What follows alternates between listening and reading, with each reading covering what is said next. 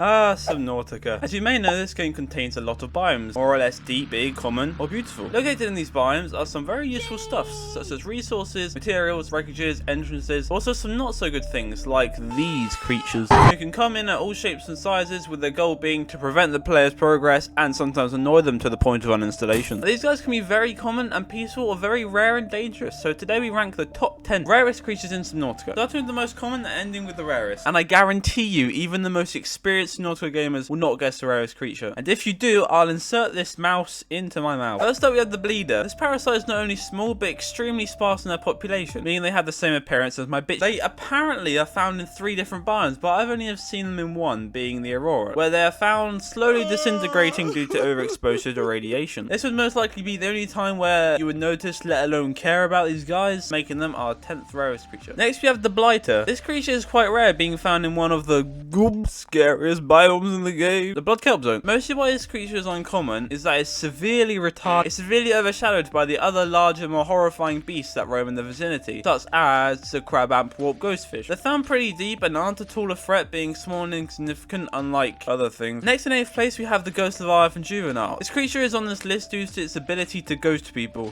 There's only 3 on this ridiculous planet, making this guy special in the good way. It's only 8th on this list, since an encounter is pretty much inevitable, since the player is obligated to pass through a lost weather at least 70 times, transfer stuff from the original base to the underground base. Unlike the first 2, this creature is one to avoid, dealing more damage than a paper cup.